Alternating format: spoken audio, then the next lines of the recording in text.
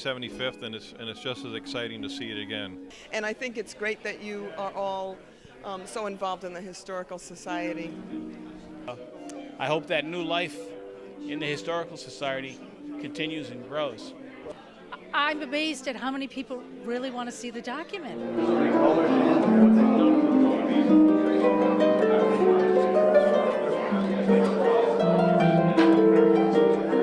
Ladies and gentlemen, welcome to your town hall, the Portsmouth Town Hall. Today is our very first inaugural Founders Day for Portsmouth. This is one of those moments, I guess, when you might ask yourself, geez, why didn't we think about doing this, like 300 years earlier? Anyway, we're gonna kick this off with a Pledge of Allegiance, and after we're done, if you'll just please keep your feet for a moment, we'll have a moment of silence for our war fighters in harm's way.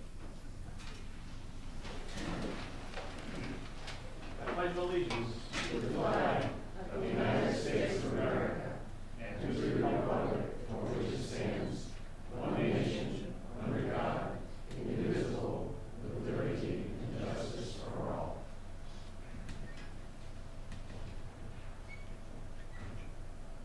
Thanks, everybody. So the next thing on the agenda is Erilyn Mitchell, our harpist. Thank you for being here. Is going to play the national anthem for us. So please, once again, exercise, right? Everybody up.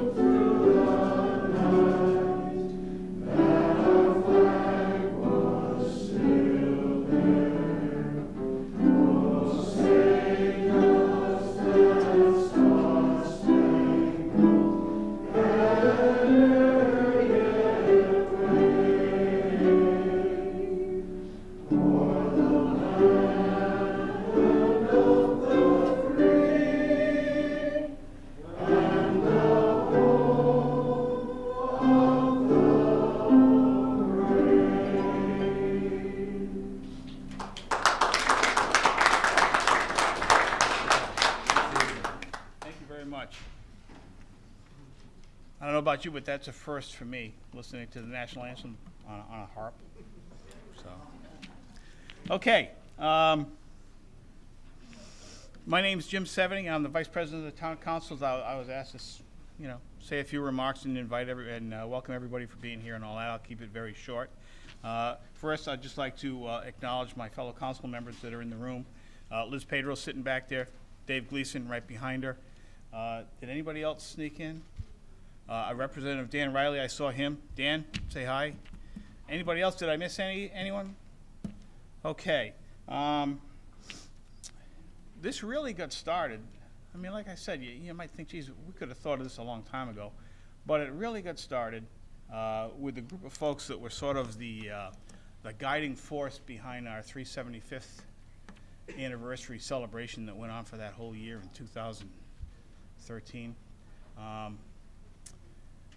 And they kept at it, joined forces with the Historical Society, breathed some new life into that organization, and came to the town council and said, hey, we've got this wonderful history, we've got these wonderful historical documents, certainly the cornerstone sitting right before us with the Compact of 1638, why don't we make this stuff available so that the townspeople can come and look at it at least once a year? So we said, hey, what a great idea. So let me just quickly read the proclamation that started this. It was written by the folks from the Historical Society. And we did this December 14th of 2015. Town of Portsmouth proclamation establishing an annual Portsmouth Founders Day. Whereas the Portsmouth Compact of 1638 is the founding document of our town, and whereas this founding document is physically located in the Rhode Island State Archives in Providence and requires special handling and arrangements to be brought to Portsmouth, and whereas the Portsmouth Historical Society desires to sponsor an annual public showing of the compact in Portsmouth to remind Portsmouth residents of our long and proud history. Now therefore be it resolved that the Town Council hereby designates March 7th, the date of the signing of the compact in 1638, as our annual Portsmouth Founders Day, to include a public showing of the compact in Portsmouth on or near that date, with the assistance of the Town Clerk's office to arrange for transportation and temporary storage of the compact, and the support of the Portsmouth Historical Society in presenting this document to the public. This was approved by the Town Council, as I said, on December 14th, 2015, and it was signed by Keith Hamilton, our Town Council President. So let me just take a moment. I certainly want to thank Tracy Croce, our state archivist, for coming down with the document. I believe it came down in a police car, did it not? Yes, it did. Very good, very good. Okay. Well, that said, what I'd like to do now is, along with all the other festivities that took place in 2013 for our 375th anniversary celebration, we also anointed a town historian. Now, we've had people who have been very interested in history over the years, but this is the first time that I'm aware of that we actually officially asked someone to be and act as our town historian, and that fellow is Mr. Jim Garman. Jim, if you'd like to come up and take over, Jim will give us the real story on what happened.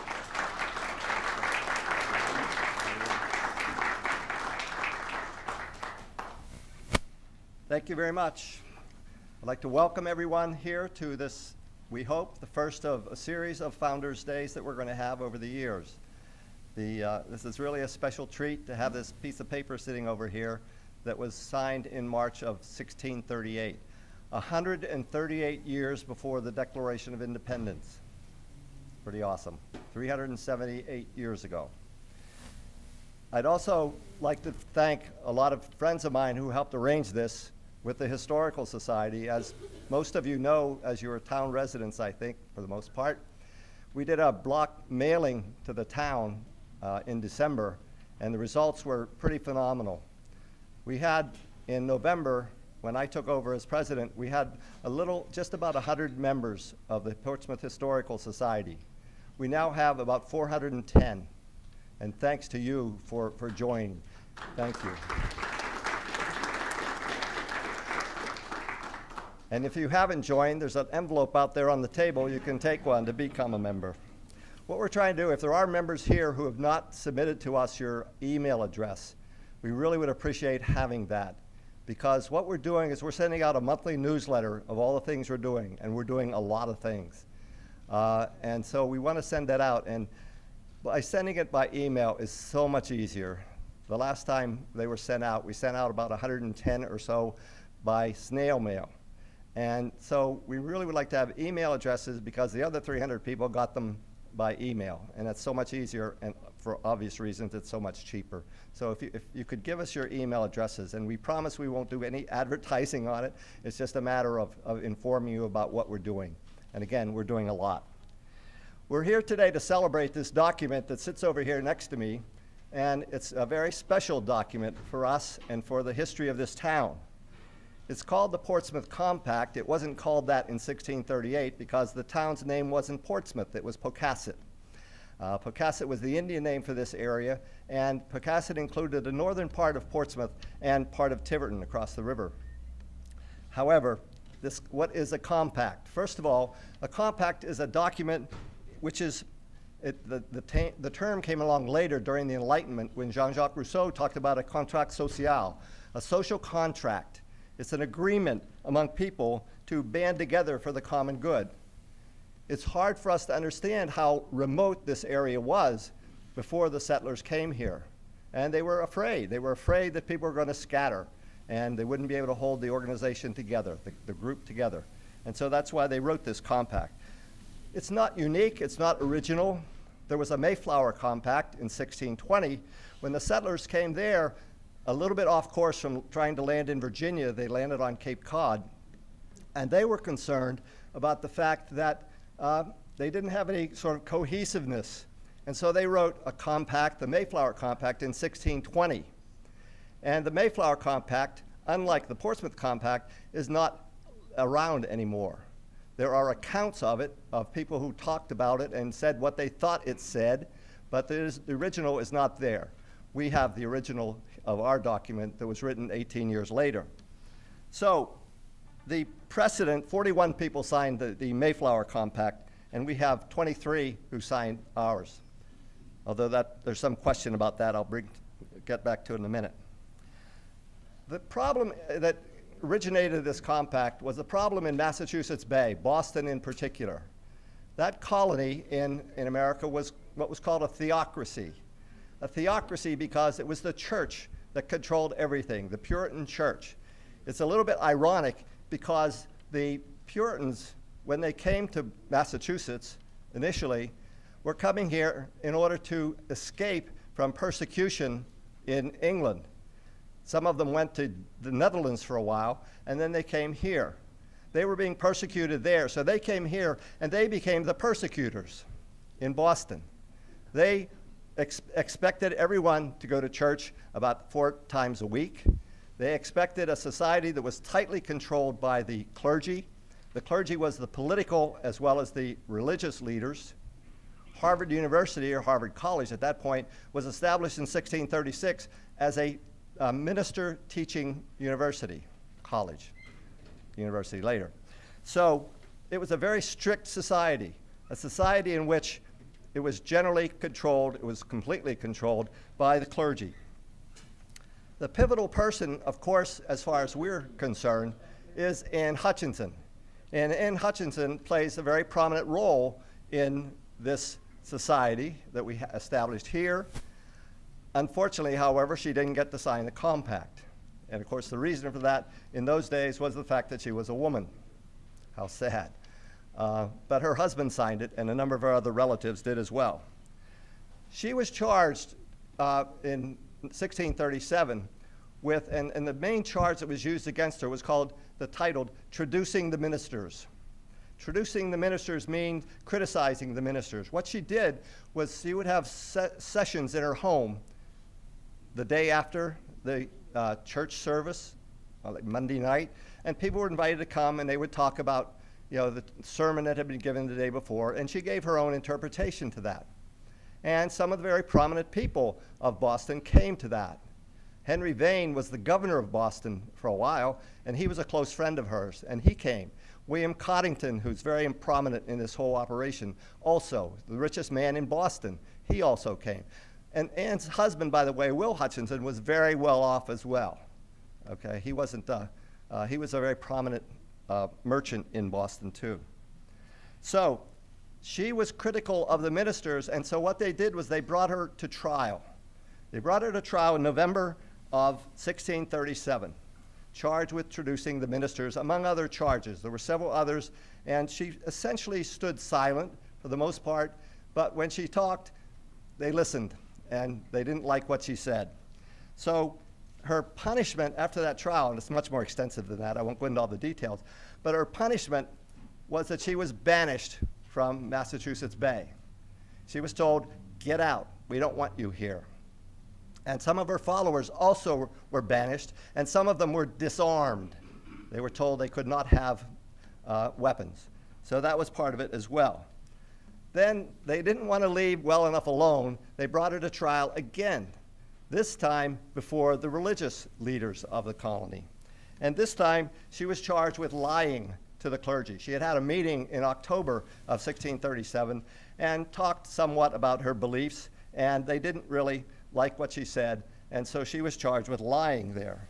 And she refused to recant her ideas, and that made it very difficult for the clergy who were running this, and so their punishment for her was excommunication. They forced her to leave the church. She had already been banished from the colony. They banished her in November, but said, you have to be gone by spring.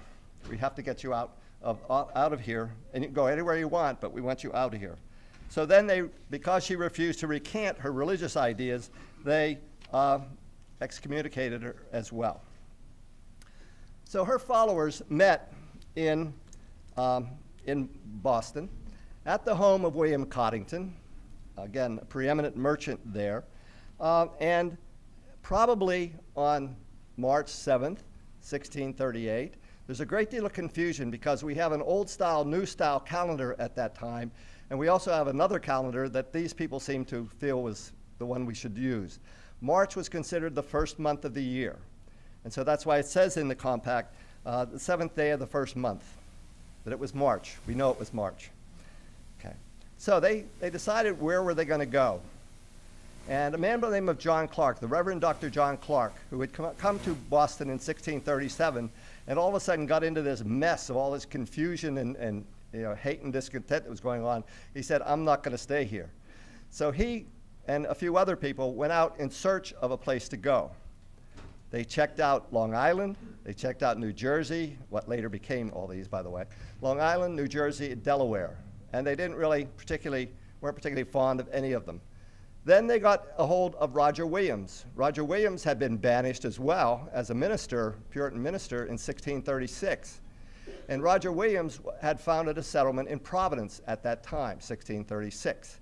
So that was the first settlement in the state, in the colony, what became the state. So Roger Williams was in contact with these people, and they decided that what they would do was to explore, see where they could go, and Williams was very anxious to give them two opportunities. One was a place that then was called Soams, which is, as far as we can tell, parts of Barrington, and the other, Barrington and, I can't remember, Swansea or Seekonk, anyway, across the stream there, and the other was Aquidneck Island, this one. And so what happened was they decided that the Soams settlement wasn't going to work because part of it was still in Massachusetts. And the one thing they wanted to do was get the hell out of Massachusetts Bay. They didn't want to be there. So they talked to Roger Williams. He got along very well with the Narragansett Indians.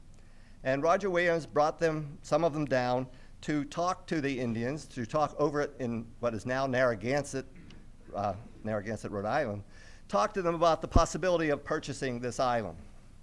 And so, but before they did that, on the 7th, they signed the compact. And you can read it up here. I'll read it to you. It only takes a minute, but it's a little hard to read on the original. The 7th day of the first month, 1638, we whose names are underwritten do here solemnly in the presence of Jehovah incorporate ourselves into a body politique, as he shall help, will submit our persons, lives, and estates unto our Lord Jesus Christ, King of kings, Lord of lords, and to all those perfect and most absolute laws of his, given in his holy word of truth, to be guided and judged thereby. One of the things that's interesting in that is there's no mention of a British monarch, okay? Nothing, no political influence. This is an organization that's going to be created to be governed by God's laws. The concept, the phrase body politique is also in the Mayflower Compact. And what it is an organization where they banded together for their common good. And that's what it means. So that was the compact that they wrote on the 7th of March in Boston, probably at William Coddington's house, probably written by the Reverend Dr. John Clark. He was both a minister and a physician. And it might also possibly have been written by William Aspinwall. There's some question about that. But there are religious references on the right-hand side of the compact that you'll look at if you want to look at that. Which probably makes it more likely that John Clark wrote it. So the compact was written, and it was signed at that point by 23 people. 23 names are on the compact, okay?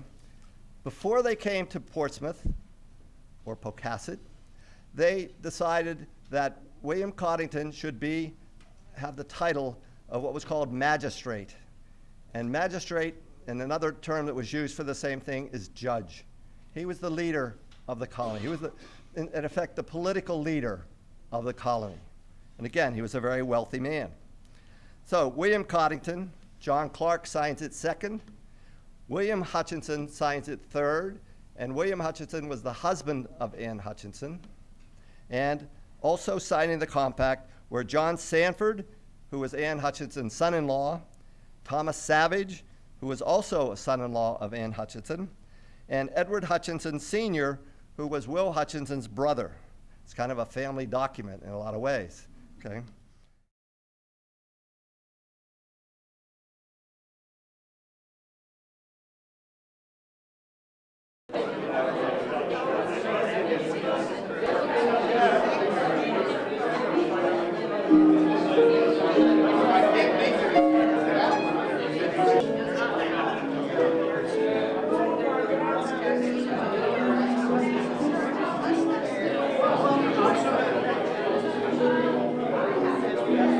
We've just in the middle of our first annual Founders Day. Yep. So, and what do you think? How do you think it's going so far? I think it went very well. I think we had a really full house, and people seemed really interested. Even people have been here before and seen it before. But yeah, I thought it went really well. Do you think that if we're successful in making the renovations we want down to the main building, at some point we'd be able to convince the state to host this display on our Founders Day down at our former church building? Sure, why not? The state has a preservation, the Historic Preservation Commission has a meeting every year in a different town. We did it in 1980 sometime at the Manor House, but this year it's in North Kingstown, North Kingstown, and I'm giving a tour over there for part of that. So, but it's yeah, sure, we could do that. So maybe we could take that on as a project to get the state to hold their meeting down here, and then in conjunction with that, have our Founders Day event. Yeah. As opposed to, I mean, it's perfectly fine here at Town Hall. Yeah. But it would be a lot nicer to have it down there. We get a lot more audience. Sure. No, it'd be great. Yeah, why not? Well, good. Well, thanks a lot. Okay. Okay. I'd like to ask you how you thought our first annual Founders Day went, and say a few words for Mr. Kalipski. Sure, I'd be happy to. I think this whole thing from start to finish has been a dynamite activity. You know, it started in 2013 with that wonderful year-long celebration, and this is just a natural outgrowth of that outpouring of community spirit, acknowledgement of our history. I think this is terrific, and my hats off to all of you that got this rolling, and I hope that new life in the Historical Society continues and grows. So thank you. Yeah, well, you're welcome. Thank you for your comments. Yeah, we're hopeful that this will make a little bit of a splash, and we'll repeat again next year. Yeah, absolutely. What a great turnout. Absolutely, yeah, terrific. Working with Tracy Croce, she's our archivist. She brought the compact document down from Providence this morning for us to view, and she'll take it back. Just like to, this is your second trip down, so what do you think about all of this? And how do other communities have an opportunity to display documents? We don't do it a lot.